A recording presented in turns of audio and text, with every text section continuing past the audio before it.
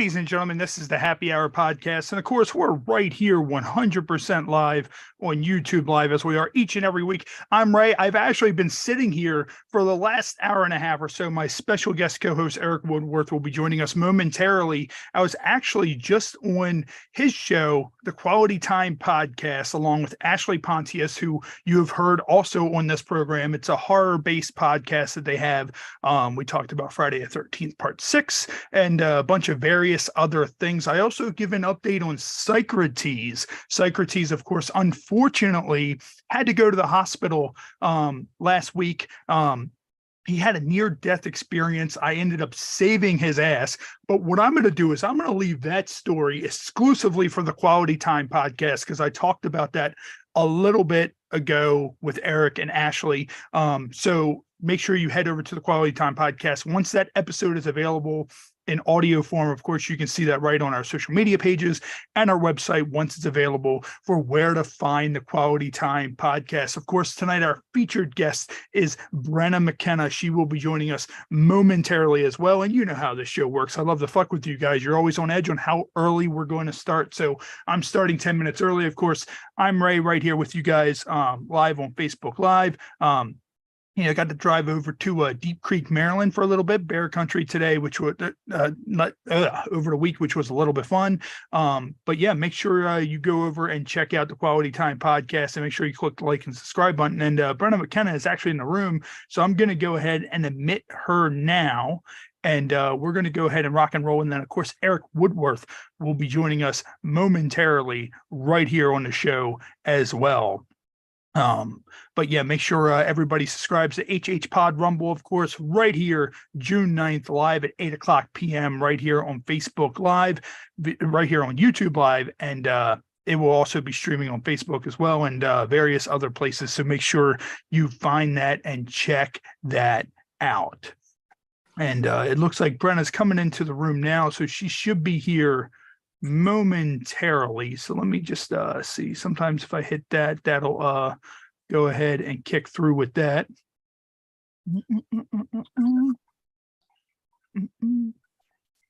All right, so close that out.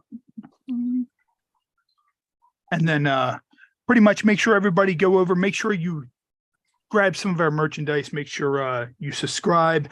TheHHPod Rumble coming up. Of course, Jason is joining us in the stream already. Jason, what's up, man? Of course, Matt's not here this week. Matt is off. Quality Time Podcast. It was awesome. Of course, Ashley and Erik talking about some of their shows that they had coming up. We really got in depth with Friday the 13th, Part 6. That was my favorite growing up. All those guys loved Friday the 13th. Coming up as well. And hey, there's our guest, Brenna. How you doing? Hello, good. How are you? Happy Sunday. Happy Sunday. Of course, we're live right here on YouTube Live. Erik Woodworth, my guest co-host, will be joining us momentarily. I'm just telling everybody, I always start a little bit early. Like, you never know when we're going to start. We always start slightly early here. I just got done doing his podcast, which is the Quality Time Podcast. And I had cool 20-minute buffer in which we talked about it's a horror-based podcast, so they were talking about Friday the 13th, Part 6. So how are you with horror and Friday the 13th and all that? Like, are you into horror? I used to when I was younger. Yeah, I do. Me and my friend, we just realized we used to watch Saw when we were younger alone, like in our rooms. I like gory horror, like suspense is cool too, like those scary movies when I was younger. One of them gave me really bad nightmares. What was it? I think it was a vampire one, a black and white like vampire film, like a popular one. Nosferatu, was that it? Something gave me nightmares when I was a little kid. I saw it on TV and I wasn't supposed to. Oh man. But I fuck with it. Yeah, you know what did it for me? That original Stephen King's It. I've hated clowns my entire life because that movie fucked me up so bad as a kid. It's unreal. Yeah. I think it gave my sister fear of clowns too. And if you're into gory stuff, have you seen the movie Terrifier or Terrifier 2? No. Oh my God. Are they old? Yeah, no, they're newer movies. Like Oh, okay. you need to watch Terrifier. Like it's this Wow. guy dressed up like a clown with like a little sideways hat on, and he doesn't talk the entire movie. And some of the death sequences in that, you're just kind of like, That's the creepiest part. the fuck? Like, and not to try to spoil it, but there's a scene where he has a naked woman tied up by her legs, and she's spread eagle, and he has a handsaw. And I'm just gonna leave it at that and leave the rest to your imagination for how that scene could potentially. Well, I only see it going Right. down one way. Yeah. Like there's only one way that happens, right? Yeah. Meanwhile, her friend is watching in horror, chained up while this scene is going down. Yeah, it's absolutely fucking brutal. So, and Brenna, you've been in the adult industry for a long time, very, very long time. How many injuries have you sustained while doing porn? Is 2 years a long time? To some people, it is. I'm like, damn, I feel like I just started. That's crazy. Yeah. I haven't. Okay, actually, hold up a second. This is a question I haven't thought about. I cut. Okay, 1, 2, 3, but none have been permanent. Okay. What do you So say? that's good. What do you think the worst one is? My IUD that I have for birth Okay. control gets hit a lot by big dicks. So I kind of count that as just like one long injury that I probably will have to deal with for the rest of my life in porn, because that shit is hit nonstop and it feels like it is getting lodged deeper and deeper every time. And the guys can feel it like on the tip of their cock. Oh, Jesus. And so and they think they're hurt. They think it's like a surprise. I'm like, how do you think I feel? And for hours after the dick down. They're like, hey, we got to say that that kind of hurt a little bit, and it kind of hurt us a little bit. Meanwhile, you're sitting there in great pain, and you're just. I'm thinking to myself, like, when I have to get this thing replaced in 4 years, like my doctor's gonna have a real hard time, like getting this shit out. That's insane. And of course, Brenna, what we're gonna do, we're gonna get into our first. We do news articles also, like crazy news articles. So okay. Of course, this is fun already. This is one of those shows you don't know what to expect. I try to do a little bit of a map out, but normally we go so fucking off the rails, I can't get to some of the subjects that I put out. But okay. I'm going to get into our first news article. Of course, I have tattoos. You have tattoos. And the first one is a man who liked his Nike trainers so much, he made the spontaneous decision of having them tattooed in a painful 8-hour session onto his feet. So this is I've seen it. I've seen the pictures. So for everybody watching at home, this is what it looks like. So dudes or whatever, they look like those. Like I have a lot of possessions, but I don't think I have a possession to where I sit there and go, I want to have that tattooed on me. Like I don't sit there and look at my microphone for the podcast and go, I want to have that tattooed in the crack of my ass. Because I love that so much. Like that's just not something, and it says here, a man made a spontaneous decision to have his favorite pair of Nike trainers tattooed on his feet. Blesje and Brasgak, 44 of Rockdale, Manchester, took his love for his favorite pair of Jordans to the next level when he decided to have them inked onto his skin. Following a painful 8-hour tattoo session, he says he does not have to worry about the house without his favorite pairs of shoes. So did he not wear shoes for a couple of days? Because I mean, like I've had a lot of work done. And do you have any tattoos on your feet? I know my wife does, but like I've never had foot tattoos. I do. So like I can't imagine like what it would be like. I mean, look, like that's another shot right there. Like he has like the little swoops, the Nike stuff. Like I kind of feel he should have added a little bit of color. Like he should have made like the laces at least like red or something. I mean, if you're gonna go fucking, you could put some red and I don't know, like that's so bad. Yeah, it's so painful. That had to be the most painful thing ever. He said it was a very painful experience. The worst part was his toes and his heels, but worth the pain as the tattoo looks great. I mean, it looks okay. I don't think it looks great. Like It doesn't. yeah, like I think it looks okay. He said, luckily the recovery wasn't bad enough either because his feet didn't swell too much. He said, I was back to work within 3 days of having the tattoo. Dean Gunther, 44, a tattoo artist from Manchester, used his 15 years of tattooing experience to draw the perfect replica of his favorite shoes perfectly for his feet. He loves his right. and decided to get them tattooed on permanently. Like, right. Does that look like 15 years of tattoo experience? No, it doesn't. It doesn't. Either. This is a whole shit show. Yeah. Like, I mean, that's the thing. Like, look at those Nike and you know what? Actually, here's the thing. I'm going to go ahead and stop sharing this. And I've never done this on my own show, but like, if you look like on my back, you have a giant, like Friday the 13th piece that I'm starting on my yeah like that. My guy has been tattooing for about like 10 years or so, and he mapped all that out and it looks amazing. And I'm not fully done with it yet, but yeah, those Nike trainers on the feet or whatever and all that, yeah, that's not from someone that has any kind of experience. I know tattoo artists that would have got that idea and refused to do it. Like, that's just ridiculous. Yeah. Like, oh my God. With all the work you have, what was your most painful that you think you've had? Dude, probably my little tiny foot tattoo. I'll show you it though. It's so small. I have a little joint tattooed on my foot. Okay, yeah. And that shit hurt more than my rib piece. Like some of the areas of my back weren't bad, but I think on me, my worst was right here. All this color. Oh, is that an octopus? It's a kraken ripping a diver's leg off. Oh, and that's sick. Like the whole entire, like the outline hurt. So him coloring all this in, like the blue from the water and like, I was literally ground beef. And my tattoo guy, he's super cool. Shout out Instant History Tattoo. They're right here in Maryland in Havre de Grace. What he does is he charges like $125 an hour, which isn't bad. You don't get a lot of artists that charge. And what he'll do is he'll book you for the entire day.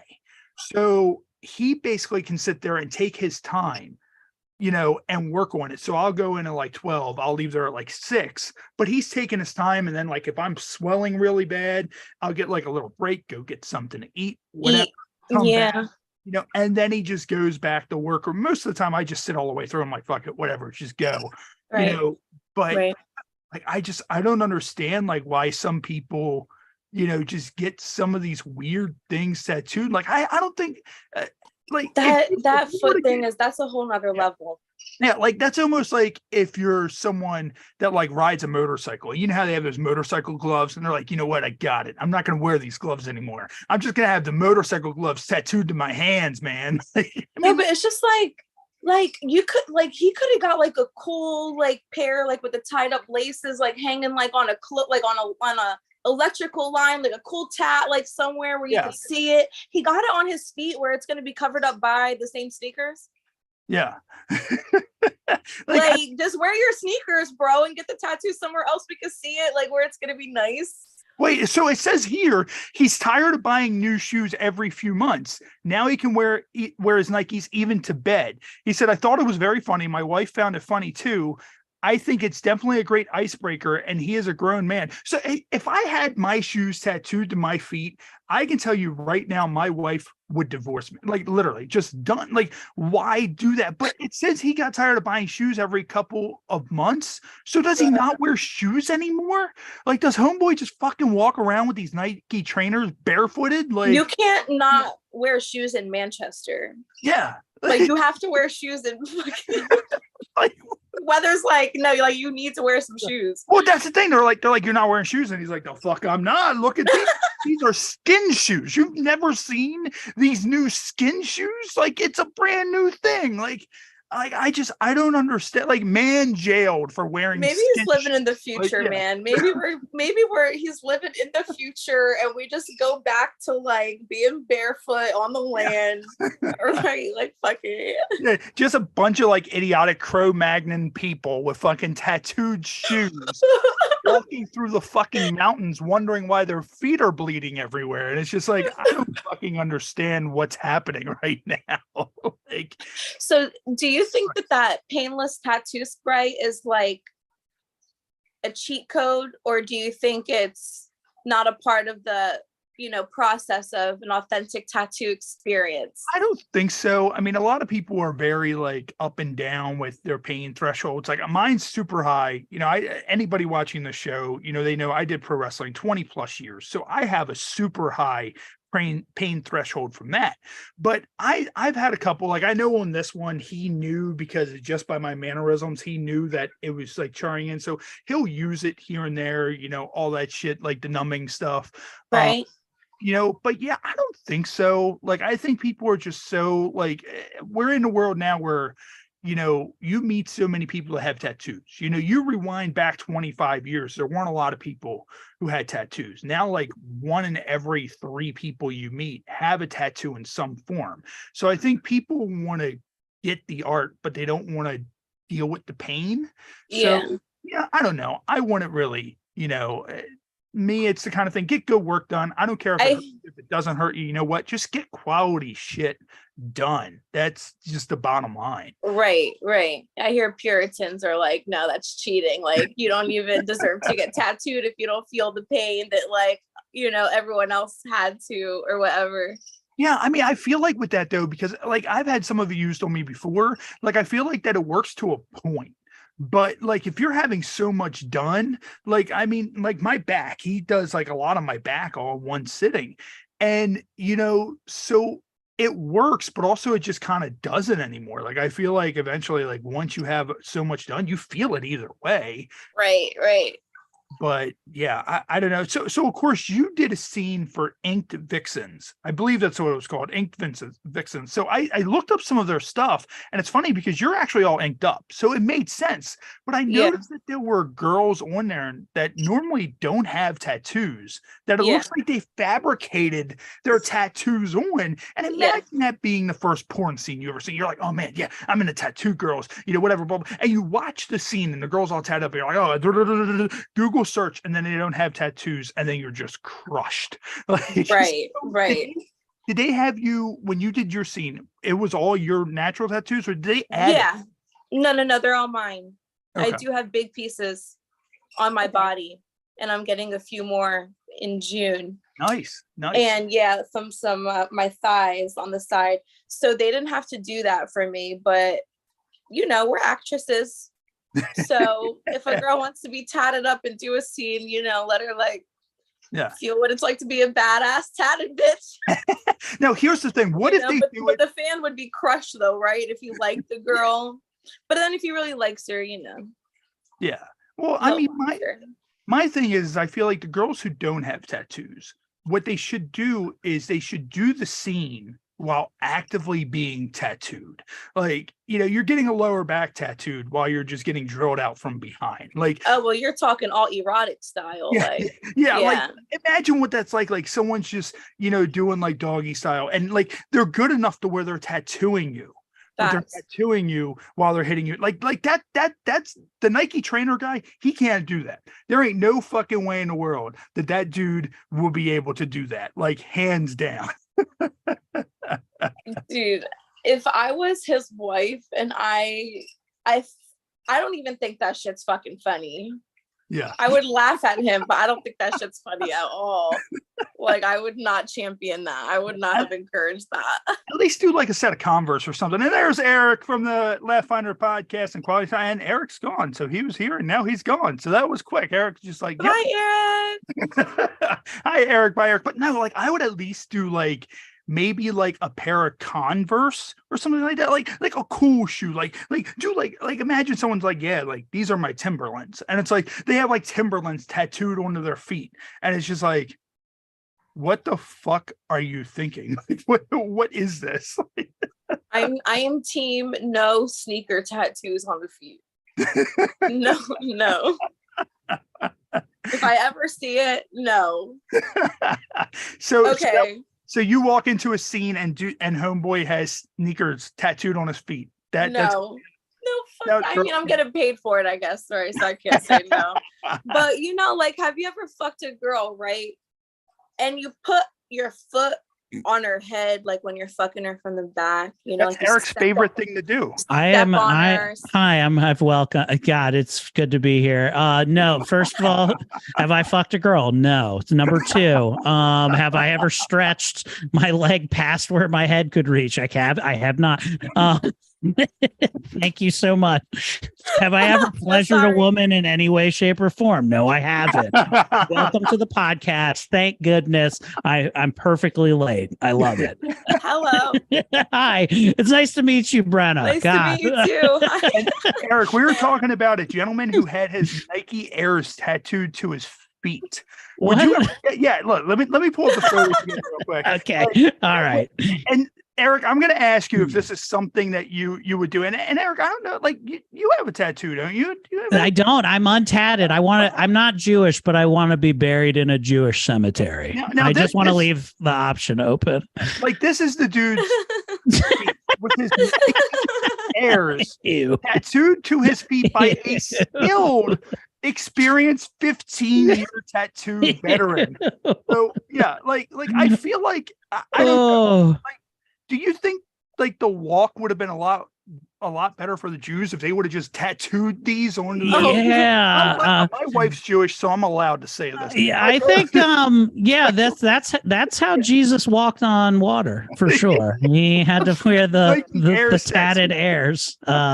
This is I don't like. First of all, go back up. No, stop. Go back up to the mean above. No, not this guy who's fucking clearly a freak of nature. Let me see his feet. Okay, look, why stop at the toenails? Look, go to his toes. Look, why did he stop it? Like, he was just like, I've always wanted to be a size 9, so I had to stop. I need to stop at the fucking second digit curl there. Ew. Wait, do they show a bottom? Because I hope that the bottom, like, how you have like all the like designs on the bottom of your shoe or whatever. Oh God! Like, if there's tread, did he get tread on the bottom? Yeah, like there's tread with like the size on the bottom. No, they don't. You gotta go run a marathon in these bad boys. Dude, these look fucking atrocious. What about this is the first second I joined, and you showed me this. I mean, there's a mentally damaged person you just showed me. Truly, that's all that we saw right there. No, Eric, and I'm going to pose the same question to you that I asked Brenna. Is there anything like any earthly possession? Like, is there like a tank top or something that you have that, like, you looked at and you're like, you know what? I don't ever want to take this off. I want to have this. I'm wearing it right now. This is actually tattooed on my body. This is. I said, hey, can you make it look like I'm always wearing something from Walmart? And my tattoo artist was like, hey, guess what? You're in luck. I had a troubled childhood, full of trauma, and yes, I will tattoo so that you permanently look like Kid Rock. I get that. Like, it's just. It's the life I live. So like a shirt that I really love. Hey, this is true story about me. I didn't have sex until I was 19 years old, and one of the reasons is because I was. Me too. We were the same age. Incredibly damaged, but my favorite shirt was a shirt that I got from Disney World when I was 9 years old. And I was a big boy. I still am a big boy. I'm a slightly less big boy, but I bought a Disney World Twilight Zone Tower of Terror shirt. And when I saw it in the gift shop, I was like, it's the fucking tightest shirt I've ever seen. Like, it's so good that I probably wore it well into my 20s. So I wore the shirt for a decade. And it was like, if you looked at kid pictures of me, it was like every other one were like, did you ever change your shirt? I was like, why? When you have the fucking clearly the greatest shirt you could ever have, why would you change it from the Twilight Zone Tower of Terror shirt from Disney World? Why would you do that? It just doesn't. That's a sick ride, though. That's a sick ride. It's sick, for real. It is sick, truly. So I wore that for much of my life, and that's the reason I was lonely for so long. It was great. Did you have it on when you lost your virginity? It cleaned up the mess. She went on the Tower of Terror that night. It grew from his favorite childhood T-shirt to his spanky rag. Through childhood. It cleaned up the love juices. And I was like, I can't wear this. It's a church anymore. That's ridiculous. I had to retire. I love that full circle moment for you. And Brenna, of course, welcome to the Happy Hour podcast. This is how the show goes. It just derails itself, and we just talk about whatever the fuck. Yeah, we have a good time. It is good. Brenna, this is your first time on the Happy Hour podcast. I'm Erik. This is Ray. I don't know why. I feel like I missed intros, so we're going to redo all the intros. Eric's like, we're going to redo everything. We actually didn't do an intro. We were waiting for you. Oh, God bless both of you. Thank you. So we're here. Ray just got off my podcast where we talked about Jason Lives. You're a big horror movie fan? So I do, and I like gory ones, but I didn't tell him my favorite is Hostel. Ooh. The Hostel movies. I do like a Hostel movie. They are sick. They're scary. They're gross. And then in the end, that bitch gets the revenge. I love that shit. It does give you it's torture pornography with revenge at the end, where the heroine usually gets her fucking big fucking finish, and I like that. Yeah, like that scene where she's cutting where that bitch is cutting the blood and slicing into the bathtub and stuff in the beginning. Ooh. One part I don't like is that guy who gets his Achilles heel fucking cut. That part's rough. I don't like that part. That's the worst. That's worse than when she clipped off the balls or let the dogs eat it was just worse. Yeah, eat my balls twice. They're tiny and little, but leave my Achilles heel alone, lady. What about a Saw or Hostel porn parody? Would you do one of those? I would do a Hostel porn parody. Yeah. Okay. Yeah. If you could, would I get canceled though? Because it would be rape porn and stuff. And I don't think so. And dog porn, there'd be so much fucked up shit in it. Listen, nobody's canceling. Nobody's canceling Tom Hanks for playing Forrest Gump. He's clearly wasn't special needs. You didn't really get your pussy turned inside out in this movie. It'll be fine. I wish you were still in the 90s. What about a Saw? What about a Saw porn parody? Because I feel like Saw and Hostel, they live in the same place in my head. Yeah, I watched them both back to back, in child They're like, you never enjoyed having sex before, and now you'll have to nut in under 90 seconds to get out of this trap. And how about this? Yeah. This leads me to believe one of the other stories we have, one of the traps. It could be this contraption, and I'm gonna write that idea on my phone real quick on my porn ideas that I have in my notepad, because now I'm like, damn, that's a fucking good one. You have to fuck this small doll on a bicycle that has a weird, creepy mask, and if you don't, the razor blades with fentanyl will jab into your body. You didn't appreciate your cum. Someone has to escape from the voice-controlled dick sucking machine. Which is another article. Apparently, have you guys ever heard of the auto blow? What is that is that a new transformer that I haven't heard about? The auto blow? It is a voice-controlled dick sucking machine. What? It's something that could potentially make men go, we don't need women anymore. But a voice controlled. Hold on, a voice controlled blowjob machine, isn't that counterintuitive? Doesn't it need the mouth?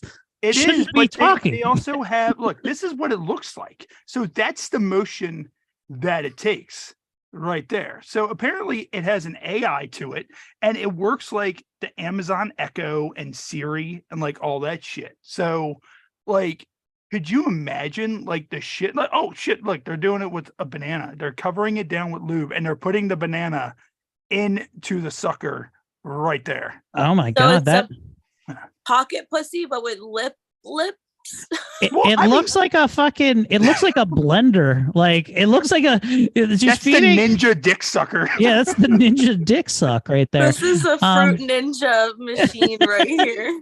Ew. It sucks you off, then it blends you up. I don't know why it has to be clear inside that part. Like I feel like I'd rather it look like a PlayStation 5 than to be able to see it. Like the last thing I want to I don't want to see. I'm scared. It looks too much like it's going to turn my dick into a smoothie. Like I'm apprehensive to say the least. You can for get sure. smoothies out of that. That's Yeah. what It's juicing your dick. Gosh, yeah, I don't like. I'd be scared if I'd get it back. It's trying to fill that whole canister with cum, just like levels of cum in that thing. Like, what happens if it malfunctions? Like, if it malfunctions, does it like just kind of like go like that? Like when it turns off? Like if it malfunctions, it goes into Brenna's new Saw Hostel movie that she's making. That's like a exactly Venus what flytrap. happens. He's like, you have a blender. You need to use this as a flashlight. And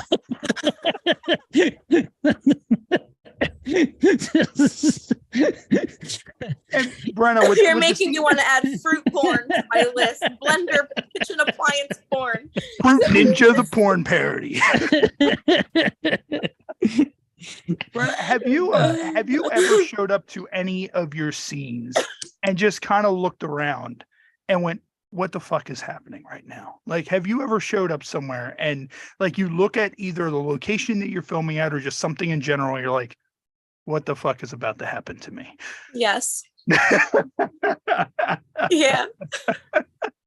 What exactly was almost it? every time I've shot in Miami? Well, there's a lot of Florida man there, so I would imagine so. Like, Florida is a unique place. And yeah, in this one shoot that I did that I'm not even going to name names, I will never work with the person again, but it was like in a house in Jersey, and I just was like, no fucking way. It ended terribly. Yeah, he's just like, yeah, we record on VHS here. It's a real throwback kind of deal. That's exactly what it was like. Okay. Oh, and when I God. realized that he wasn't switching the positions, that he thinks he's actually fucking me for fun and staying like longer, like no, like this is not fun. Like you're not hot. Like, come on, let's direct and get through it. Like this is porn. I'm acting. So this is it was real so good. He's fucking me longer than when he said cut, and I'm like supposed to say cut, and I'm like, it's been 10 minutes, dude. You said like 5. Like, this is a real special scene. This is a real special scene I set up. What I want you to do is I need you to this is my childhood blanket. I mean, we're pretending it's my childhood blanket, and we need to go on top of it. And also, can you say, oh, what a lovely tea party when we're finished? Like I need you to talk like Mrs. Potts. Yeah. He changed it, and he wanted to try anal for the first time with me. And it was supposed to be a vag scene, so he paid my anal rate, and he wanted to try it for the very first time, like I'm a fucking toy. By the end of it, I was like, "This is a cheap private." I'm like, "You fucked me for private rate." Like, when as soon as I walk in, his dogs jump on me and like leave like all these scratches, like his like Doberman pinchers, like left all these scratches on my legs, and I just had to sit there for like 10 minutes, like lock your dogs up. Like, what? I should have just walked out right there. Yeah, listen, my legs are not movie quality right now because I look like I was in Cujo a second ago. Like, you know what I mean? literally, like I look like I broke out in hives, like. It's You're like, doing a scene and 7 dogs are just sitting there watching the scene as it happens. You walk in, there's a man having his Nike trainers tattooed on his feet. And they're like, God, this man's now going to put his there's feet nothing worse than I used to. This does sound like hostile porn right now. R.I.P. My dog. My dog died a couple of years ago, but we had to kick the R.I.P. Sweet Barley. I'm snorting your ashes tonight, but Barley, my dog, we had to lock her out of the room for a long time because she liked to no matter what she couldn't be in the room because she would try to nose in between us as it was happening. Like, whoa, break it up. I need part of these cuddles are like, you need to relax. We're trying to slam body parts right now, and your fur is far too much friction. So she would just be out there. So I just remember for years until she passed that every time we wanted to do it, you just hear her just going outside of the door. So like it became a thing where it was like, I need to get this over with because I feel bad for my dog right now. Oh my And so I was like, she's got to get back in here. She's worried about us. So, Well, Eric, yours will whine. Mine tries to break the fucking door down. oh God. But no, that sounds horrible. Brenna. I'm sorry that No, it's fine. happened. My cats, like, they like walk, they like go in the bed and they try to lay on the pillows, like right next to where I'm fucking. And like, I just try to leave them curled up so they don't bother me. And like, they walk around too in the side. And I have to like kick them off. I have like 5 cats and I have to kick them off like the bed when I'm fucking. For like an animal that shits in a sandbox within your place, it's so judgmental. You know what I mean? Like they always have this look like, was that really what you're up to today? Mm-hmm. Yeah, like a cat has never looked at me and I didn't feel like I had somehow wronged it for something. Like all I did was feed you and give you a nice home. I can't fuck on this bed now. Well, I mean, that's the thing. Like you're having sex and the cat decides to beatbox your ball sack as you're doing the job. Like that sandpapery ass tongue. I'll pass. Add that to the fucking hostile porn. You have to let this dog with fucking. You have to let the cat with a sandpaper tongue lick the bottom. You're getting ready to come and you just hear oh gosh. You're like, oh no, it's gonna fucking kill me. Yeah, that's a wild industry. And so like I'm a comedian, so I've gone to a lot of I can shitty tell shows. you're really funny too. I go to a lot of shows that are like people have sold me a bill of goods. I'm like, yeah, it's going to be a good show. Meanwhile, I had to park my car and I almost got stabbed on the way in.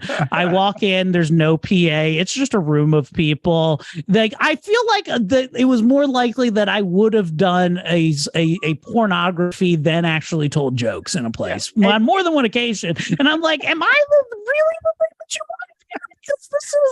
I just look like a giant baby with a mustache. It's weird and creepy. I gotta get the fuck out of here. Such is life, though.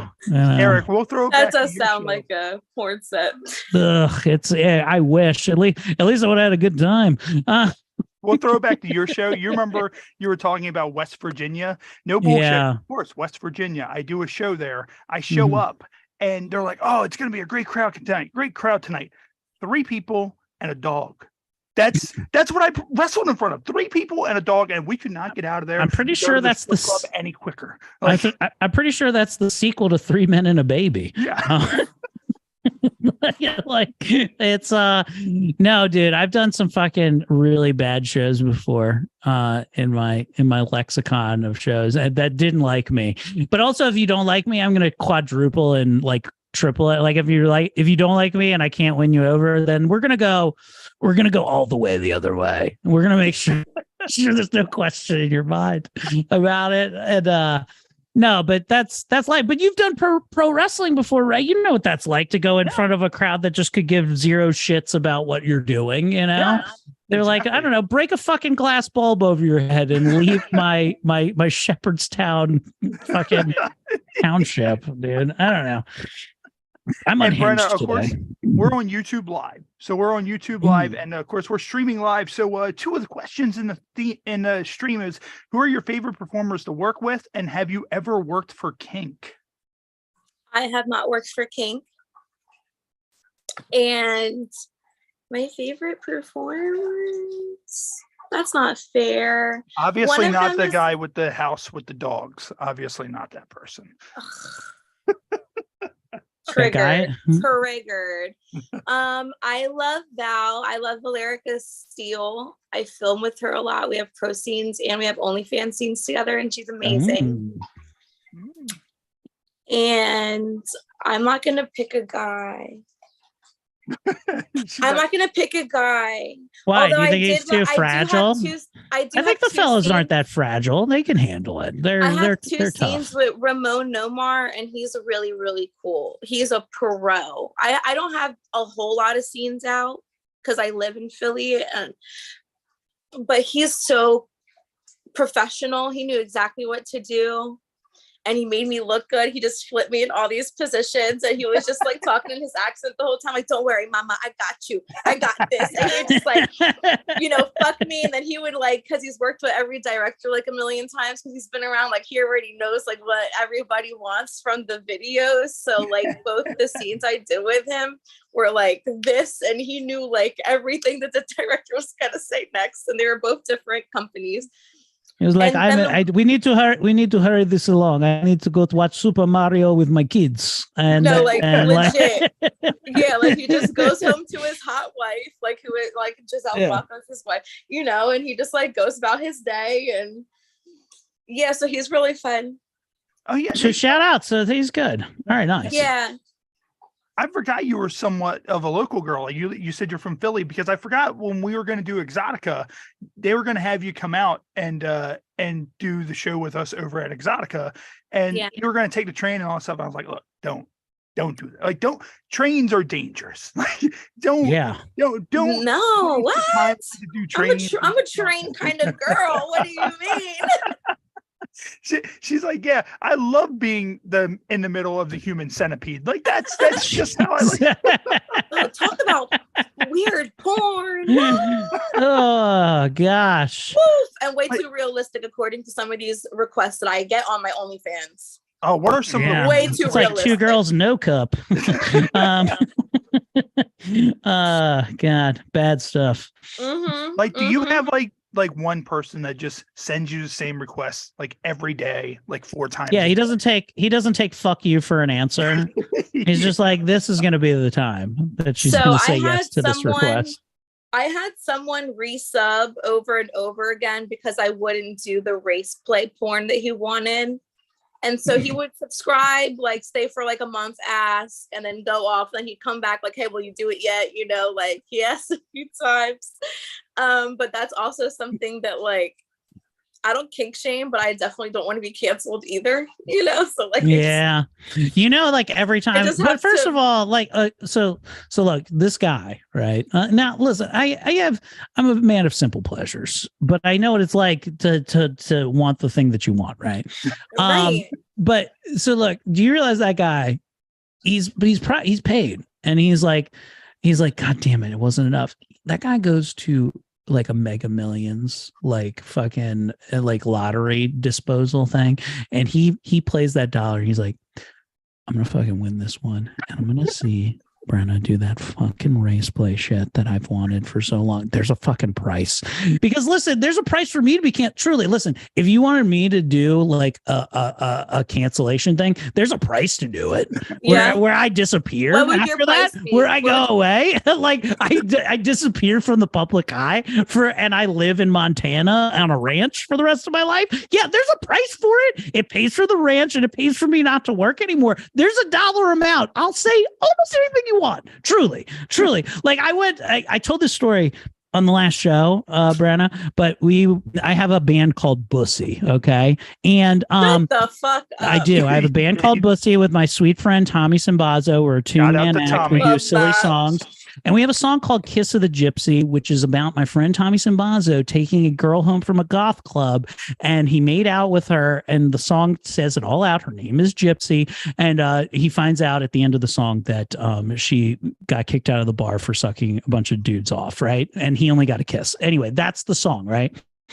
We're at this show, and this lady comes up to us, and she goes, "Hey, I don't like that you use the song. I didn't like that you used the word gypsy." Okay.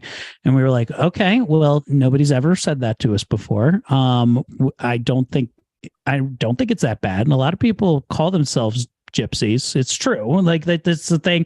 The current heavyweight champion is the Gypsy King, Tyson Fury. But we're taking what you said to heart. That's fine. We'll listen to you. And then also immediately he's like, you wouldn't say the word retarded. And I was just like, whoa, lady, not in front of you. Of course we wouldn't. And then she goes, and I was like, no, that's actually Tommy's word. He's on the spectrum. So we'd appreciate if you didn't use it. So there's a level that I will get like there's a dollar amount I'll get canceled for, truly. But like, what would you be your request? You don't have to say what it was. What does he have to put in your inbox? He's like, hey, this much. Will you do it now? Okay, this would have to be the thing.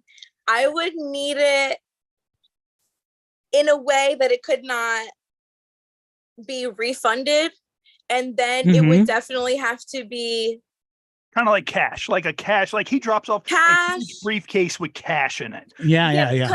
Because people refund on OnlyFans, they refund on Cash App. You can get your money back. Really? Yeah, man. So a non-rate, if you get the contract signed, this guy who's saying no, give him a dollar amount, because it would have to be $1 million or more. A mil or more to take the role. Because listen, look, I look at it like this. Because then whoever cancels me is getting canceled. You're a fucking woman hater, anti-feminist. Okay. But look, you're an actress. Okay. You're an actress. Right? Yeah. Listen, I've seen the movie Django Unchained. Okay. Yeah. Last time I checked, fucking Leonardo DiCaprio's doing fine. He's also fucking nobody under 25. So I think you're going to be good. You just pick the dollar amount for it to take the role at this point. No, but we mentioned this, there's Puritans in every industry. Yeah.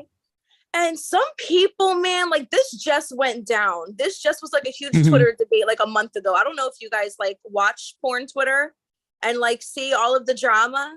I see all of the drama because trust me, with this show, we have so many adult film stars on our so there is a girl out there who actively does do race customs and says things. And I see her point when she says that it's racist not to do it because you're just turning down every Black person that comes to you with a kink, or wants you to say something. And so she does it. And she must charge a lot. But there was just huge drama and everyone is just hey, you wanna? Man. It's brutal. It's so brutal that I've never be honest with your kinks. I promise that one thing I'll never do is when I finally meet a Jack Nicholson or a Joaquin Phoenix, I'm gonna walk up to him and go, "You're a piece of shit for being the Joker." You know what I mean? I'm gonna be like, "No, you did a fucking great job. That was the thing that you were hired to do." It's a totally different entertainment thing. Also, I make jokes that I agree. They're jokes. You know what I mean? Truly, I believe when I make a horror lucid joke, do I think it's funny? Maybe a little bit, but you know what I mean? I don't believe it. I don't want those things to actually happen. Really, I would be shocked if I went and then nobody laughed. I was like, oh, you guys think this is serious? Then I would be concerned. Truly, that's where I would be concerned at. With me, if I did something at a wrestling show and somebody is taking it personally and I'm just like, bro, I'm out there, I'm being a character, doing a gimmick. Ray actually threatened me. Ray actually threatened me, and I believed that he was actually going to stick his boot up my Rudy Poo candy ass. I was actually terrified. I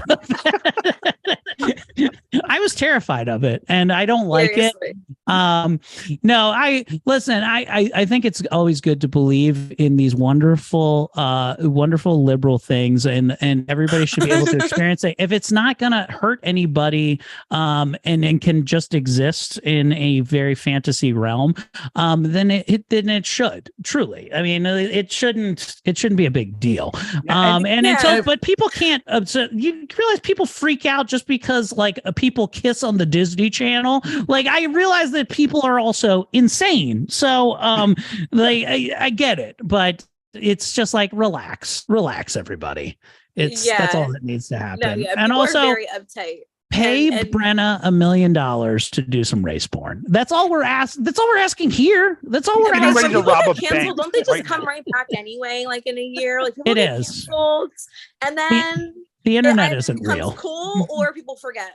The internet isn't real people. These people don't come to shows and they don't pay for anything. Anybody who's outraged doesn't have an OnlyFans. That's all I know. That's all I know. And real quick, what I'm going to do is, Eric, how much? I know you don't have a lot of time. So what are you looking at time wise? Eric comes late and leaves early. I do. Yeah. I have a family. I have to go to my in-laws' birthday party shortly. I'm a busy man today, but I also love the Happy Hour podcast. Also, huge Brenna McKenna fan. I couldn't miss out. So just keep rolling. By the time, don't worry about when I have to leave, but keep on rolling it along, brother. All right, I haven't been yelled at yet. Is we're going to take a quick break, get a word in from some of our friends, and then we'll come back with our game segment, Ode to Humanity. So what we're going to do, in case anybody wants to hop up, grab a drink, use the restroom, something like that, we're going to take a quick break right here on YouTube Live, and we'll be right back in about 4 minutes right here live on the Happy Hour podcast. Oh, you actually have a fucking real commercial. Oh, yeah. We're watching the Happy Hour podcast. Hell yeah.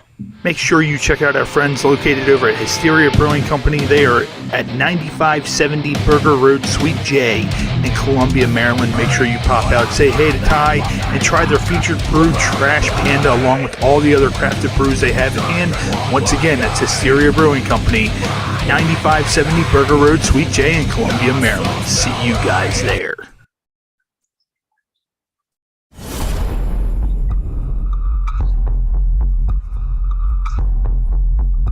So, guys, I am currently right now See, on a new the family Happy Hour moved in next podcast. door. We're having a blast with streaming live We on were just YouTube coming to right now. introduce ourselves. Oh my gosh, baby, what's wrong? The neighbors. He was dragging a body across the yard. Clean up a bitch and your stepmom's a vampire. You've got to stop with the horror movies. I do watch a lot of horror movies. You guys are vampires, aren't you? Vampires in California? What the fuck? California sun is not the best, but the desert nights, they're glorious. The fuck? Van Helsing broke into my house. I was finally able to find Reagan's lair. So now, I'm gonna slay her. Sadly for him, he's about to become my new sex slave.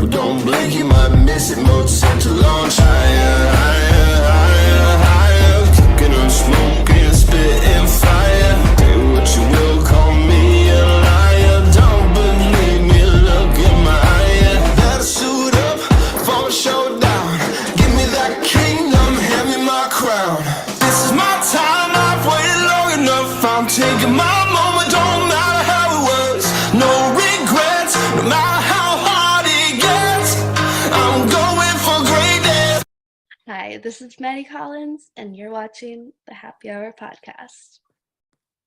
Ladies and gentlemen, it's the Happy Hour podcast. Of course, we're right here on YouTube Live, and that was our ad segment, which, of course, is the Ray has the bladder of a 5-year-old and has to pee part of the show.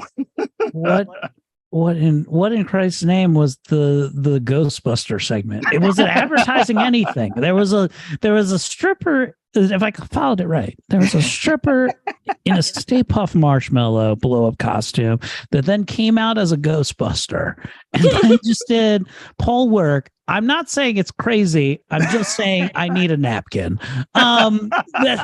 That's all I'm getting at. That was wild. Thanks. We're back on the show again. Because I add Ghostbuster parody to my porn list real quick.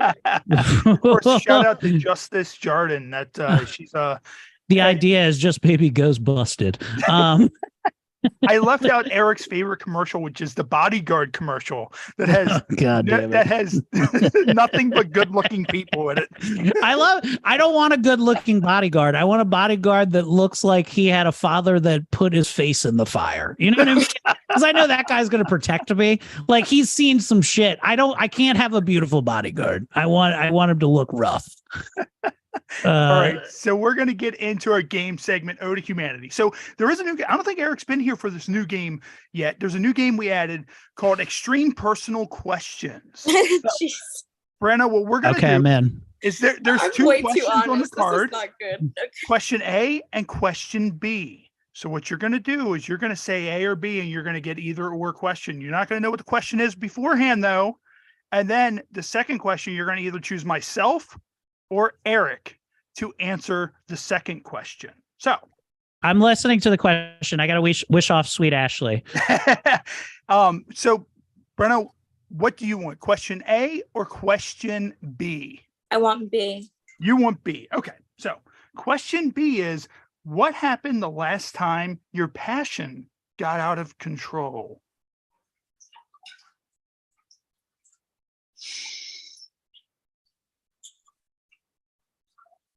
My passion is passion good or bad? Is passion can anger be passion? It can be, yeah. All right, the last time that my passion got out of control, I am so embarrassed. It's okay, we're all friends. I was in an argument and the person was like behind me and I threw an elbow and I knocked out his teeth. Oh shit. Oh yeah. That's a pretty solid elbow. He sent me pictures from the dentist, like, look at what you did. He's all like fucking busted, like damn. I have never assaulted another human being after that. I swear to God. Well, I went to rehab and reined it in.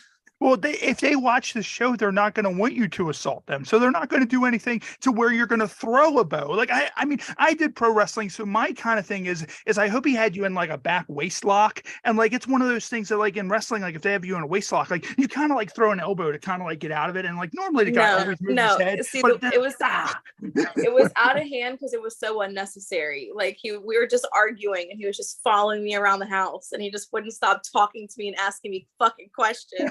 And yelling at me like how men do, and I'm being like a girl, like what and no, and then like I like did it while he didn't expect it. It was a cheap shot. We were not physically like.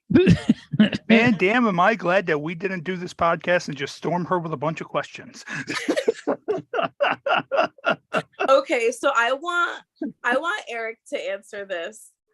Okay. So you want Erik to answer question B. So Erik gets question B.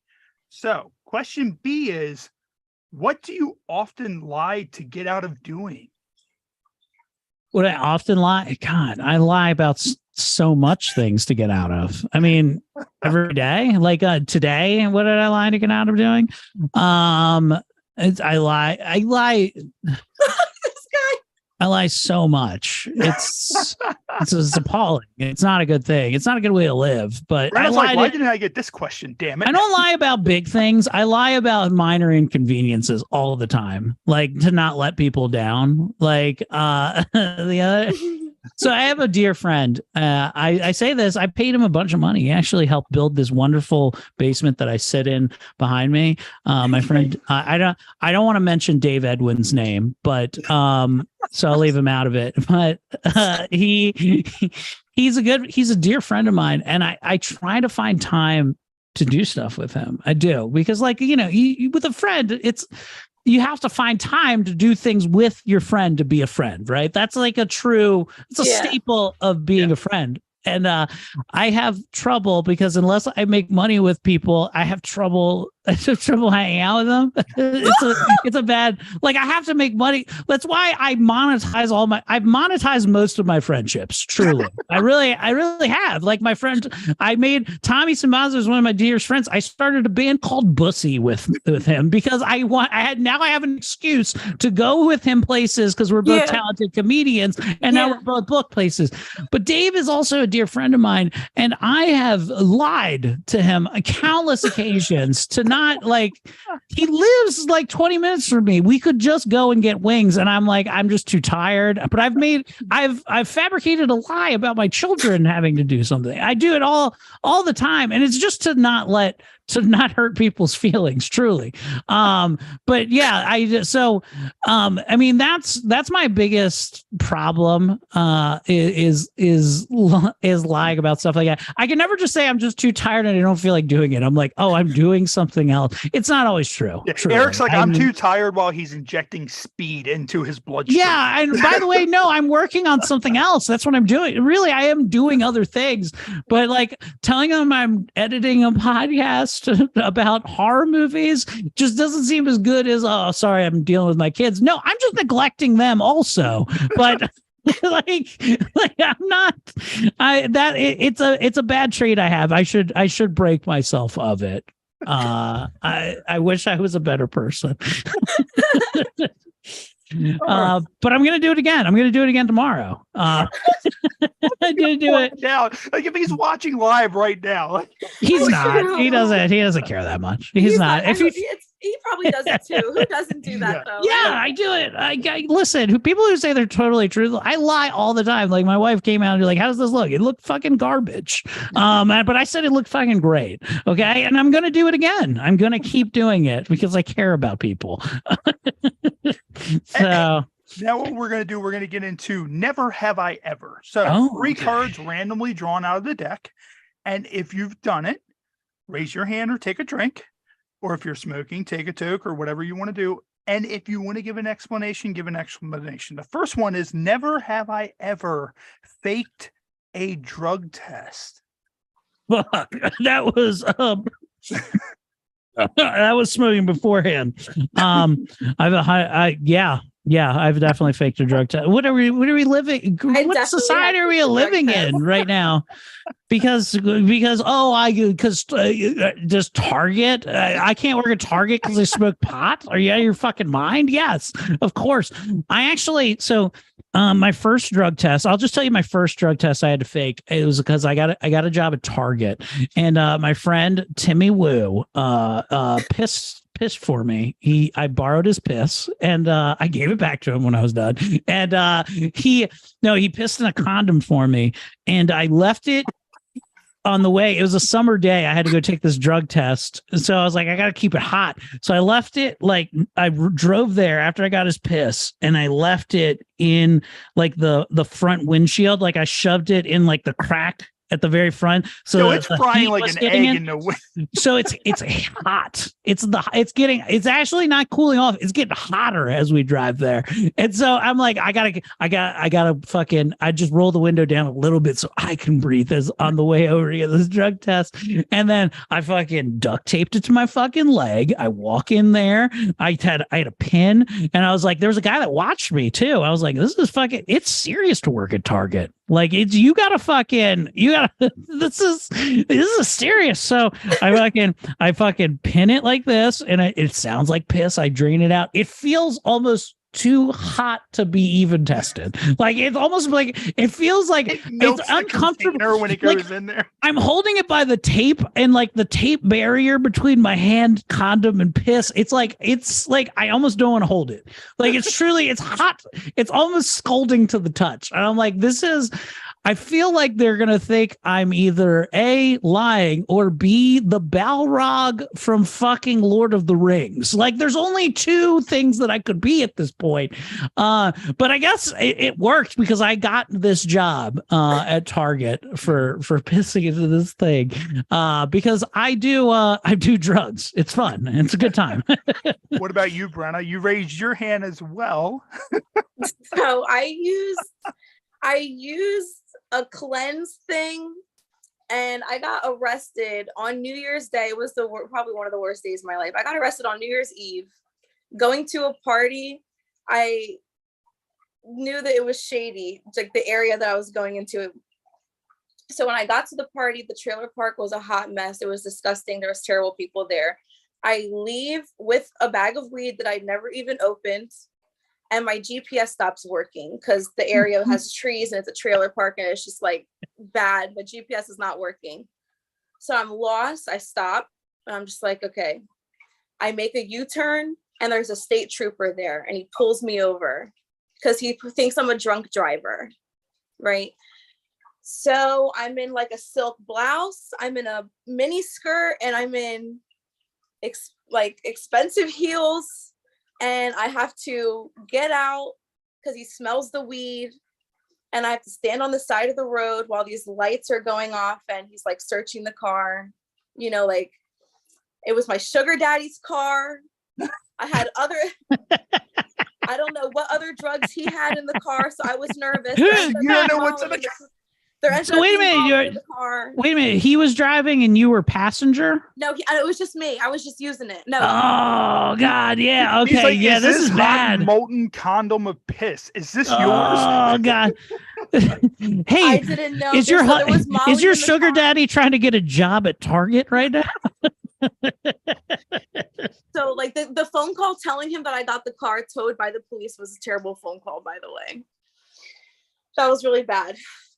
Did he drop you after that, or did he stay your sugar daddy? He bought me a car after that. He bought me Jesus Christ. So it taught you nothing. You learned nothing from this bad experience. It benefited you, if anything. No, it was great. But when I got arrested though, I was put on probation so that I don't have a record per se, but I got put on probation. So I wasn't supposed to smoke. And that was down in Jersey. And then I lived in Philly the entire time because I was in college. That was just a New Year's Eve holiday thing that I went down there for. So I never went down to get tested during the 1-year probation. And no one ever called me or came to Philly to test me. So I just never went there and they never I had no contact with the police for like a year. And then I get my notice that I have to show up and piss clean. And I've been smoking and doing drugs the entire year. Every day. You literally have if somebody fucking huffed your piss, they're gonna have a 8-hour trip at this point. Yeah, like that's what you're going right with right now. Drugs. Like between 2012 and 2014 was like dead. Those are good years, man. So then I go to the station and I do the thing. I pay, and when I did the cleanse that I bought at a vitamin shop in Vineland. Did you get some niacin that makes your skin turn all red and fucking hurts your liver and stuff like that? That didn't happen, so I don't think so. I don't know what it was supposed to do, but it worked. Okay. It was kind of cloudy, like they could tell that I took something. Okay. Right. So the PO officer that I literally never seen. Excuse me, ma'am. Did you eat 4 pounds of flour before you came here? Yeah. Because we're a little confused. Yeah. So when I got there, did someone come into your piss hole? It looked like cloudy, like fish tank water. So when I first arrived, though, he asked me, he was like, is this going to come back clean or dirty? And I was like, probably dirty. But I just told him, I was like, probably dirty. So then he looks at it and he can tell that I took something. And then they tell him, the scientists, they're like, hey, do you want us to retest this? It's inconclusive. Like, she definitely fucked with it. And he's just like, no, it's okay. Let her go. Hell yeah. Nice. Fuck yeah. So the moral of the story is white privilege isn't that bad. I mean, that's okay, but you know what? He was black. Exactly. And he's trying to pay you for that fucking scene and you won't accept it. He was trying to actually get me into my first scene, wasn't he? That would have been oh man, the inspiration is coming to me with the things I need to reenact. Hey, All right, guys, so here's hey gang, I gotta roll out. I gotta go to this my own little function. My right, Eric. family needs me. But hey, Brenna, it was a pleasure to meet you. God bless you. I'll see you soon. So great meeting you. I'm subbing tonight. Don't worry. All right, I'll catch you later. Eric, pleasure as always. All right, so what we're gonna do, of course, never have I ever has three cards. So the second one is never have I ever drank every day for an entire week. I have definitely drank every single day for an entire week. No, I've never done that. No, trust me, it's funny. Before I met my wife, I was bad. Like it would be like binge, like every night binge. And it's the kind of thing where we would go out and we would do dumb shit. Like I used to be called like toilet ripper because I would get drunk at the bar and I would rip a toilet out of the ground, or I would rip a urinal off the wall or something like that. And we used to always what I thought you meant. What did you toilet ripper, like you'd vomit in it, like you just fuck up toilets, like you would like be sick or like have to shit real bad, like in the no, the porcelain's coming with me. That's what it means. So have you gotten arrested for like something that you did that was fucked up in public, or like this, like exposing yourself, pissing, like throwing chairs in a bar? Surprisingly, no. And our crew, we were at a bar one night and we threw a picnic table in the river and it floated off and it came back like 3 months later. I ripped a pipe out of a urinal wall and it shot across the whole entire bathroom. And when it did, it shot across my pants. So like I had like just like a wet spot on the front of my pants. And while the bouncer is on the bar, mind you, I victimized this bar at least 5 or 6 times. Dude, and, like you and urinals. Yeah. And so he's on the microphone. He's like, God damn it, I'm tired of this shit. I don't know who keeps doing this. And I'm like slouched down at the bar to where you couldn't see the wetness. It looked like I had a severe piss accident on the front of my pants. Like I hope he doesn't see how wet my shorts are right now. Ew, so is that clean water?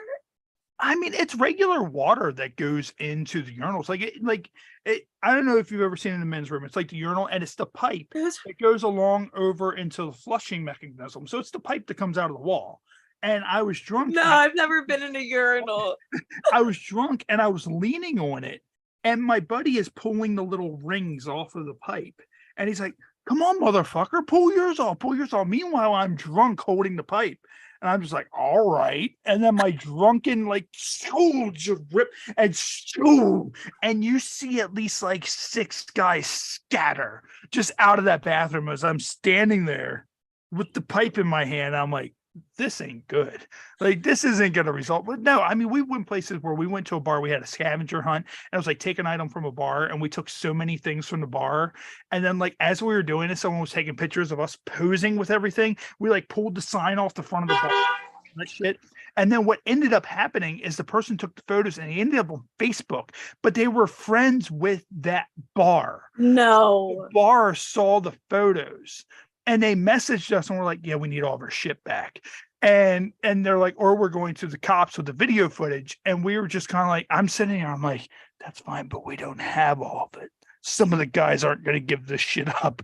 And like, it was like 6 bar mats, a couple of pool balls, the sign from the front of the bar, a bunch of pint glasses, all that shit. We show up with like 2 bar mats. Like my one buddy, we had a Coors Light one. I smacked him across the ass with it, and it had the mountains that said Coors Light ass because we hit him so hard with the bar Oh mat. my God, that probably hurt. Yes. So that movies like The Hangover, people like that exist.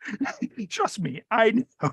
So, and then the last one for never have I ever, and I feel bad because it's kind of like, well, I mean, it might not be a one-sided question, but I know this is probably going to be something that you will raise your hand to. And it's never have I ever swallowed. It's randomly drawn out of the box. So that's, yeah, she's like, how many times am I going to raise my hand? And like, but me, like, it's like, well, if you get into the definition. And on that note. Yeah, it's like, well, swallowed what? Like, it doesn't say what, because I swallow drinks all the time. I swallow pills. Like, Have you swallowed squirt? No, I have not. Wow. You're missing out, bro. Like, you're missing out on this shit. Listen, wifey needs to squirt in your mouth so that you can say you've swallowed like a man. Okay. Straight up. And if Brenna anyone McKenna wants is to see me swallow 8 loads, I have a glory hole scene out there, and it's really sick. It's like, just one. I've always pictured with glory hole scenes that, like, they literally don't tell you who's on the other side. Like, that's how I go into a glory hole scene, like watching it online, is say you really don't know who's on the other side. And I'm like, it could be anybody. Like, it could be like some midget back there and you just don't even know he's back there, or like a man with like no legs. It's just like two like a man with no legs and his nubs are just like sitting. He's strapped in a wheelchair. Yeah, and like it's just it's like, that would be the best. And then like after the scene's done, they reveal. It's kind of like, what is it? Love is Blind. Have you ever seen the show Love is Blind? I have. It's actually entertaining. Yes. It should be called Cock is Blind. Like, they do Cock is Blind, and like you do it, and then they reveal the people, and you're just kind of like, oh, I sucked his dick. Like, Look, you come up with a lot of good ideas. I just have to say, if you took like any of these seriously, what do you mean? And decide to run with one, like make a Cock is Blind pilot, like let me know. Okay. Yeah. See, here's what I do. I'll volunteer as tribute for that. And then we just let you guys just have them. That's just it. It's just like, hey, this is the weird shit that's in our mind. And unfortunately, my regular co-host, Matt, he couldn't be here tonight because Sundays are hard for him to do. But what we're going to do, we're going to get into our other game called Incoherent. So everybody probably saw during our ads, the advertisement for the TheHHPod Rumble, which is going to be June 9th right here on YouTube Live. It's featuring this game. So what we do is we bring back 30 former guests. We play this game elimination style, like WWE's The Royal Rumble. And if you can't answer the card, you're eliminated. The last person standing, we make up a custom championship belt and send that to the winner. So last year, Johnny Goodluck, I'm not sure if you know Johnny Goodluck, but he won the No, but I saw his picture on there. Yeah. And he has a custom made belt that we had done up. So what I'm going to do, I'm going to show a series of cards on the screen. They're going to be in drunken lingo. You need to sound them out and see if you can figure out what the card says. So let me just go ahead and get those ready real quick to be pulled up here, and then we'll pull them up here, and we're going to see. There's going to be 3 cards that are going to show on the screen. So okay. Let me go ahead and pull these up, and we're going to see how well you do. There's also hints on the back, so let me know if you need the hints as well. So here's the first one. What do you think that says?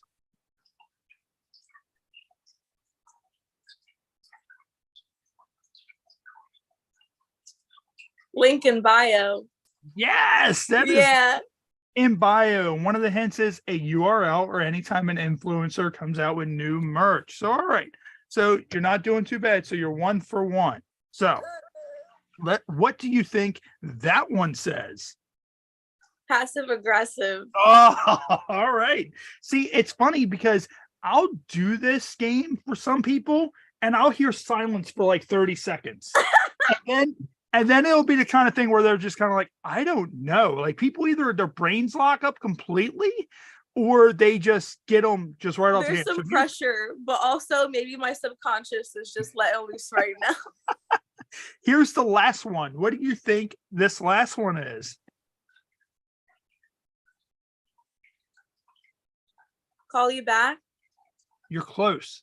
Second part is back. It's a rebuttal. I don't know what's a rebuttal. And when you have to put someone in their place, a rebuttal is basically like let's say you ever play beer pong, like you get a rebuttal, like basically like someone makes the last cup and then you get one last chance to go in. So that's a rebuttal. And then it says also when you got to put someone in their place. I find this is more of a recent term. Like, I don't really use this much in my vocabulary, but I've been hearing it a lot lately.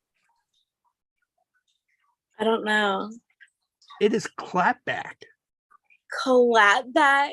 Yeah, I would not have gotten that. Clapback. So, Brenna, yeah, you did extremely well with that. I've never used that word in my life, I don't think.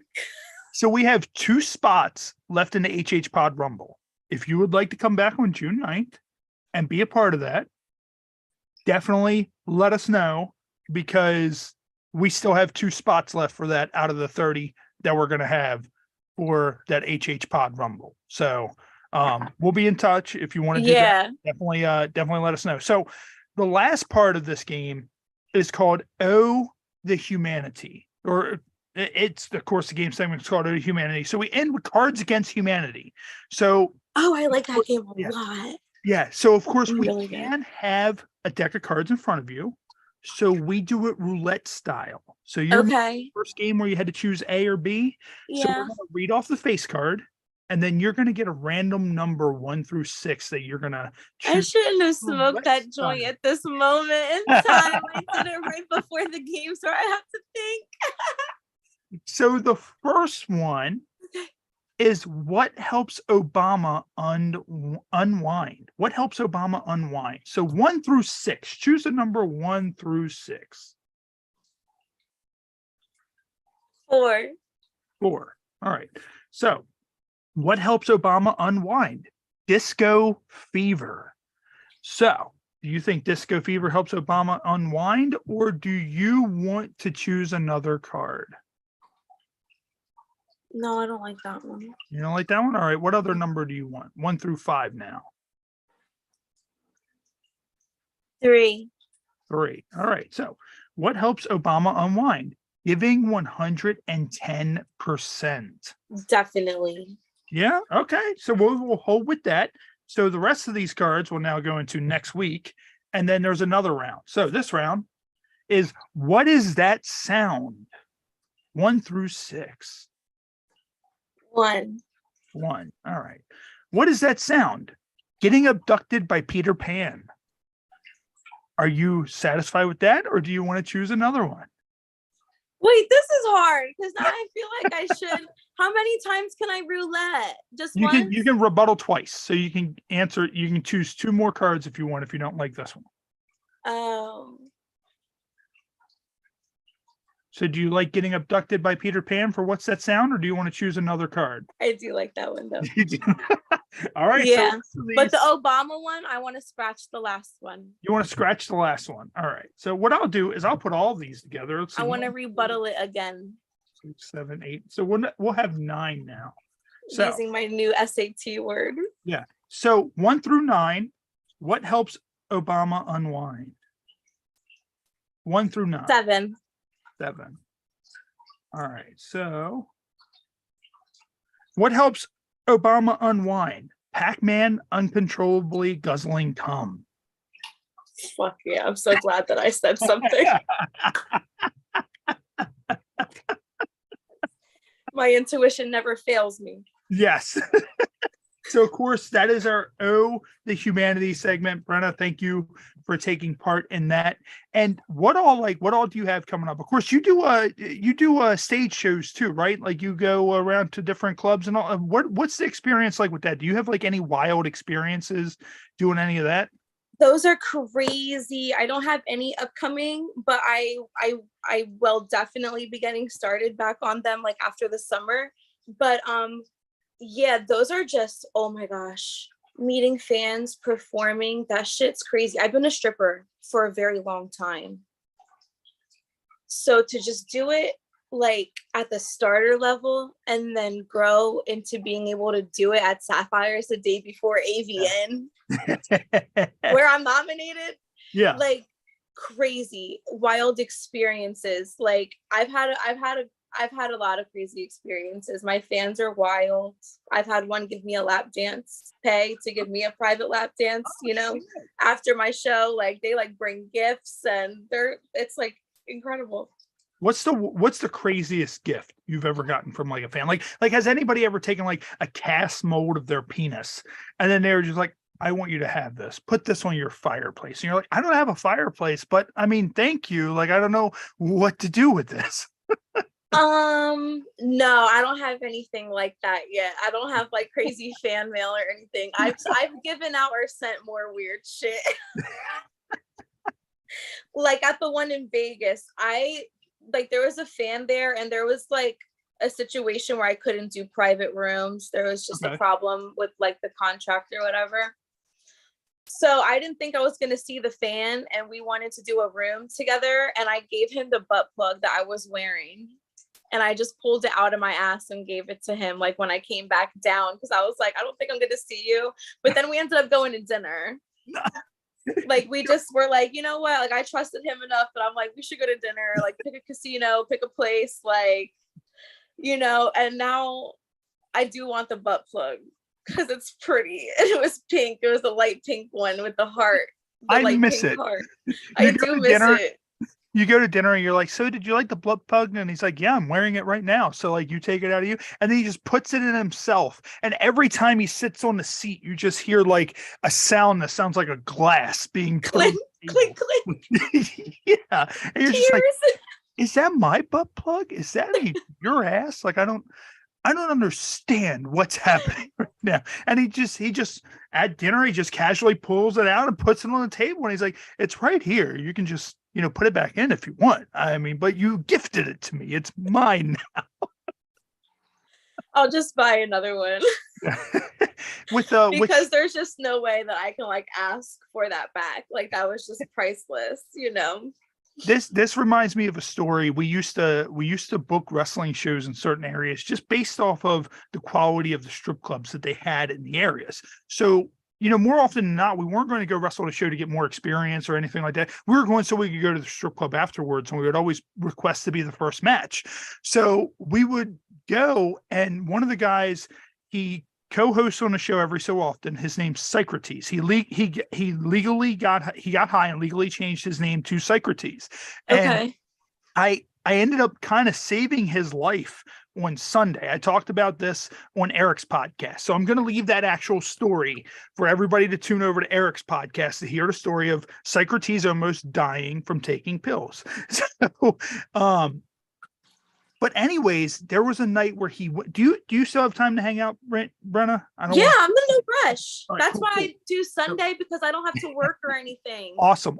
So we're at the strip club, and I remember, and we told the story before on the podcast, but there might be some new listeners or viewers who haven't heard it, and I just like telling the story. So one of the other wrestlers looks at me. He's my best friend in the industry. He looks at me. He's like, Ray, so you see Socrates over there? I'm like, yeah. He's like, he's going to come on that stripper. I'm like, what do you mean he's going to come on that stripper? He's like, well, he's like, he comes from lap dances. And like Socrates, he always wears sweatpants with no underwear. I want to dance for him. So pretty much we'll go to the club, and I'm sitting there looking, and mind you, like we're at this club. It was a club in West Virginia. It was in Martinsburg, West Virginia. It was called Legs, one of the best strip clubs I'd ever went to. And at 11 o'clock, they had these mirrors. It looked like it was pretty small, but at 11 o'clock, smoke and lights and all that stuff would go. And then the mirrors would go like this, and there'd be a whole nother fucking side. And everybody be like, get the fuck out. If you've never been there before, you're like, get the fuck out of here. There's a whole nother fucking side. And they were doing 50-cent draft beers. And I remember we drank so much beer that night. We got there at 11. We left at 4, that we had a gigantic 3-dimensional beer mitt on the table of how much beer we drank. How we ever got home that night, I'll never ever know. Oh no. Yeah. But so I'm sitting there and I'm looking at Socrates, and she's giving him the lap dance. And I just look over, and the other wrestler, his name's Blood. He's like, watch, it's about to happen. He's like, watch. He's like, watch Socrates over there. So I'm looking, and she's giving him the lap dance. I just see Socrates go, oh. He's like, there it is. He just came on that stripper, and she like jumps up and like touches her ass or whatever. She's like, what the fuck? And then she like vanishes in the back, and we never see her again. And I'm assuming that she may have killed herself, because Socrates, like, he kind of looks like Jonathan Davis and Schmergel mixed. So like, that's the whole thing. Like, if you know Schmergel from Lord of the Rings, if you were to mix that with Jonathan Davis, that's kind of what Socrates looks like. But so have you ever had that where like, I mean, yes, like I'm the type of person where multiple times. It takes a lot more than that. Like no, yeah. I make a guy or two come at night. Like, I mean, I'm one of those guys that like, I've never like I don't really do lap dances much because they never really did it. Like, I'm just kind of like, yeah, Right. That's not my, like, I can't get off to that. But some people, like, I mean, I think he would do it on command. Like, literally, like, you could give him 5 a night and he'd be like, bow, bow, bow, bow, bow, bow, bow. And it'd just be like, Yeah. what the fuck? So with stuff like that, like, have you ever seen a lot of that or experienced a lot of that happening at clubs you went to? As a stripper. Yeah. Yeah. Like, that's why I'm sitting here like, dude, the only thing that's wrong with it, I think that there should be a fee charged. Yeah. I feel like there needs to be like some sort of cleanup fee. Right. That's crazy. Like, that's the other thing though. You're getting your untested bodily fluid on me. On my genital area. Yeah. On my ass cheeks. I'm gonna break out. It's disgusting. It gets on your underwear. What if you only packed one thong? What if you have, like. Yeah, we were at a club one night, and it was a club that, of course, we're in Baltimore. So we were at a club down in Baltimore, and like Baltimore's weird. Like Baltimore County, you have to wear pasties, but Baltimore City, full nude. Like it's weird. So we're at a club, and it's like one of the pasty clubs, and the girl's up on the stage, and while she's up there, she has her tampon in, and you can see the string sticking out. And my one buddy, she came around for it, and he was like, so what happens if I pull that string? Or like, mind you, this is the same buddy who got in trouble, or we went to a strip club one night. There used to be a place up here called Night Shifts. It's an LGBTQ plus club now, but it used to be an all, regular strip club. Okay. And he got in trouble for bouncing quarters off the bar. And when he got kicked out, they were like, what are you doing? And he's like, and he's drunk. He's like, I'm just trying to put the quarters in the coin slot or whatever. And he ended up putting him in a headlock and dragging him out of the bar. And I'm just like, oh, son of a bitch. Like, Brenna, have you ever been to a strip club where they had spinning poles? Yeah. Like, that's what Night Shifts had. And it, like, the poles would spin, and they had like little bars at the top. Like, you know how you go to like the carnival and they have like the teacups and you can spin that fucker as fast as you can. That's what they had. And I wish I could count on my hands how many times I would see the girls lean up and they would just fucking spin that pole so out of control, and then it would hang upside down. And then foot wouldn't catch right, and you would see them go around and fly and just hit the ground. Oh my god! Completely. Have you seen anything like that? That? Yeah. They're dangerous. Yeah. Yeah, they get out of control. I mean, I'm definitely victim of it. I've definitely lost track of my velocity on one of them things. I even tried to incorporate it into one of my feature shows because the poles there spin usually. But I personally get so nauseous just spinning on the thing. You just throw up, you vomit like as you're spinning. I can't fucking do it. Like, it's the phenomenon where when a bitch is spinning and then she gets off, right, and she's on the floor, you know that she's nauseous when she just stays on her hands and knees and twerks for a second while she like catches her breath. Gets the head straight before you look up into the lights. You're just like, oh shit. And then you go about your floor work. Jesus Christ. Yeah. So of course you're in the adult industry. So have you ever heard of purling? I don't think so. All right. So I'm going to get into another article, and that is purling, which is people are shoving beads into their penis skin for better sex. And it says Google purling at your own risk. Oh, I did see this. Yeah, and it says recently my girlfriend told me about a sexual experience she had long ago with a Yakuza, a member of a number of transitional organized crime syndicates originating in Japan. Up until that point, the only two things I knew about the Yakuza were that their name derived from the unluckiest hand you could be dealt while playing a Japanese card game, and the tattoos are so synonymous with the Yakuza that literally anyone with any conspicuous ink can be denied admittance into a public bath or onsen in Japan.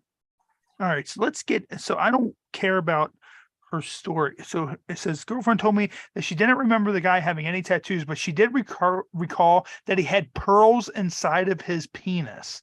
I rewound and reviewed the sentence in my head to see if I knew what she was talking about, but didn't. Yakuza puts pearls in their dicks to make sex better for their partners, she said, explaining that it's intended to provide more of a vaginal or anal stimulation.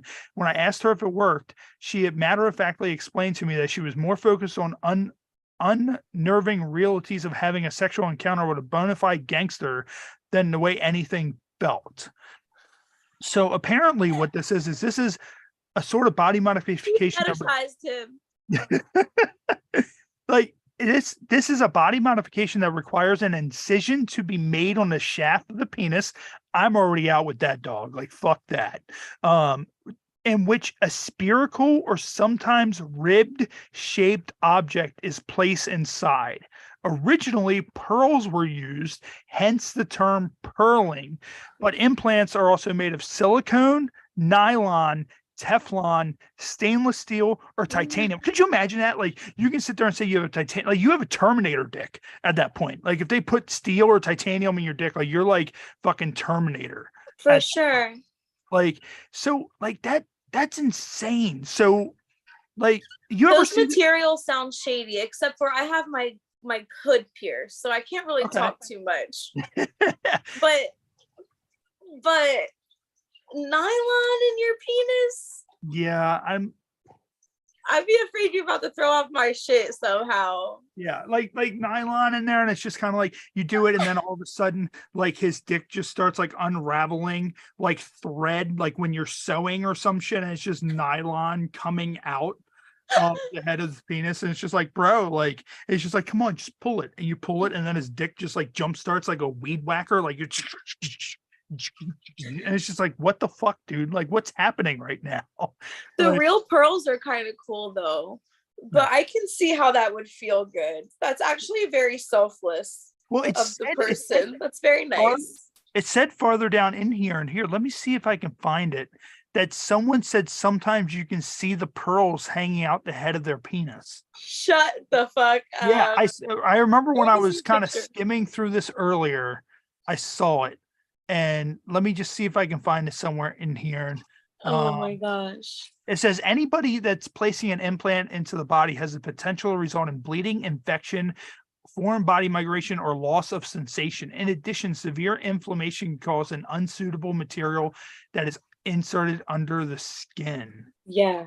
I'm like, none of those materials, like I went to school and I studied fashion, so I had to take classes on different types of material like that. We studied Kevlar, and we studied cross sections of all different threads and materials, and I had to feel what cotton, feels like and sounds like and stuff. I would not put any of that shit. Yeah. I don't even have dermals for that reason, because that, like, I've never gotten a dermal, and I'm afraid to get any type of implant or surgery for that reason. So. It says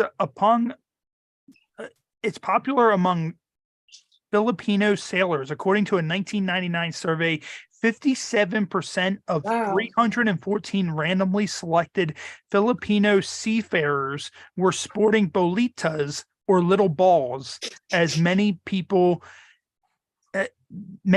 that it actually made them more popular with prostitutes, particularly Rio de Janeiro. I see that. That is insane. Like that is gangster. Tell me that's not gangster as fuck.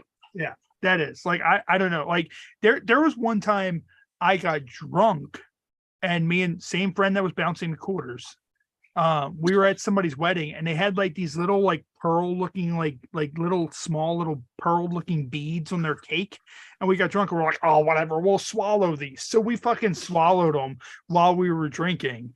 And like the whole time I just imagined myself just reaching out and just pulling that shit just out as I feel each just going out. And like, mind you, this friend I'm telling you about, he sounds nuts. Yeah, he is. And I mean, we've lost touch over the years because he's still the speed that we were when we were 21. Meanwhile, we're 38 now. So Okay. like I can't keep up with that speed anymore. Like I have a job and a family and shit like that. But that's why I love having this podcast, because I can tell stories like this. So he had a tattoo of a crown on the head of his penis. And then he ended up getting a Prince Albert so his king could have a scepter, who's also the same. Oh, wow. Yeah, that while we were at one of these said strip clubs, our friend was like, we ran into a guy who randomly did tattoos, like talking about shady tattoo people. Like, Oh, yeah. I was like, yeah, this was like 2008. He's like, yeah, I do tattoos. And we're like, really? And my one friend's like, oh man, why don't you give me a tattoo? He's like, all right, yeah, whatever. He's like, I don't have any money. And my buddy looks at him. He's like, I'll pay for your tattoo, but you're going to get whatever I want. And he's like, all right, whatever. So mind you, strip club didn't know he was a tattoo guy. They didn't know what was going on. So my friend Kevin lays on the pool table, like takes his pants down, lays on the pool table, because my buddy's like, you're going to get a tattoo on your ass. So he's sitting there, he's tattooing on his ass, whatever. And I'm sitting there and I'm looking at Bobby. I'm looking at his ass. I'm looking at Bobby. I'm looking at his ass. And I'm like, what did you do?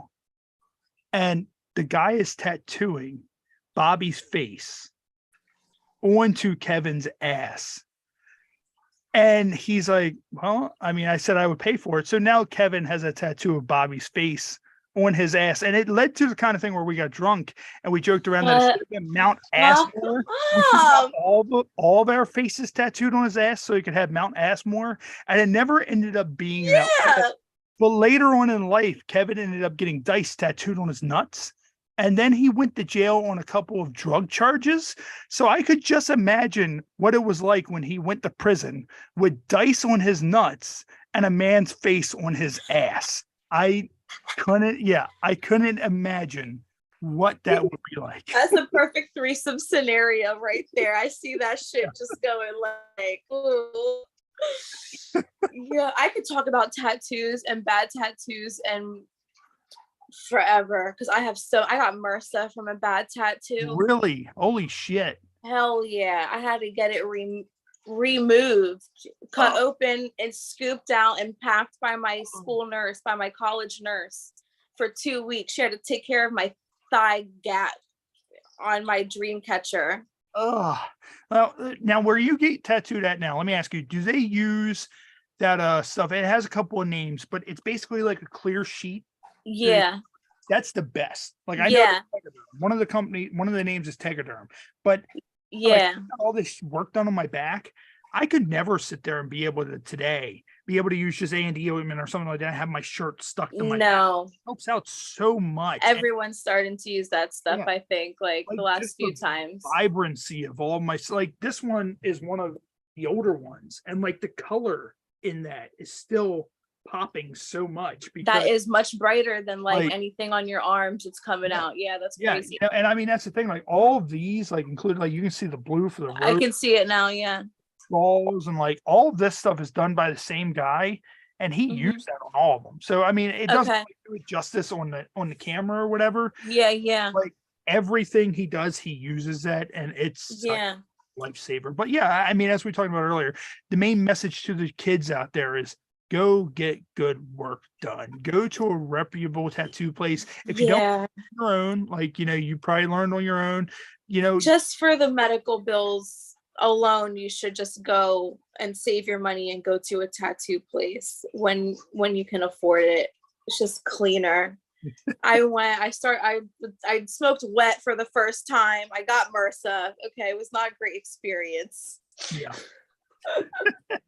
And Brenna, I think what we're gonna do is we're running into the hour and a half mark, so we're gonna go ahead and wrap up here on YouTube Live. Would you be able to hang out for a few seconds afterwards? Yeah. Awesome. So what we're going to do, we're going to go ahead and wrap up here on YouTube Live. We're going to be back again live right here on YouTube Live this coming Friday, Cinco de Mayo. It is going to be the Happy Hour Podcast Cinco de Mayo special. We're going to be joined by Kaylee Roses. She's going to be our guest right here on the show. That's going to be right here, 7:30 p.m. Eastern, right here on YouTube Live. As always, make sure you click the subscribe button, go over to our website, buy a couple of t-shirts. We're going to send one to Brenna so she can rock one as well. Dope. I love that. So, you know, I'm make such sure a you sim go- for merch. yeah. Make sure you go buy some stuff and click subscribe. And Brenna, where can everybody find you? I always advise never give out your address, but where can everybody find you if they're looking? I got smart and got a PO box. And I will have that on my social medias very soon. All of my usernames for literally everything is BRENNVMCKENNV, Brenna McKenna, the A's or V's. I'm on Twitter, Instagram, OnlyFans, many vids, Sex Panther, Discord. My Discord's fucking crazy, cool, love. I'm doing some really, really cool, fun stuff. Awesome. And I'm going out to shoot on Cinco de Mayo. Oh, nice. I will be in Vegas, fucking shit up and shooting for the first time. Will be my first scenes coming back since like New Year's. So really? Oh shit. Yeah, that's what I have coming up. So people can just pay attention because I'm gonna have some new scenes coming. They should out like really bust pinatas above you. Like, you know, you just sit there like the scene starts off and you're naked. They just hit pinatas, candy falls all over you. Yeah. You know what? There's like 3 things I have to write down before I forget. And one of them is like a urinal orgy of like people getting pissed, like girls getting pissed in their mouth, like in a row, just there for the day, like the night, like. Yeah. Well, anything you got from the show is yours. You can keep it. You can use that. Just make sure you credit the Happy Hour podcast. Okay. That idea. But what we're going to go ahead and conclude right here on YouTube Live, and we will see everybody next week right here on the Happy Hour podcast. All right. So hit end on that, and then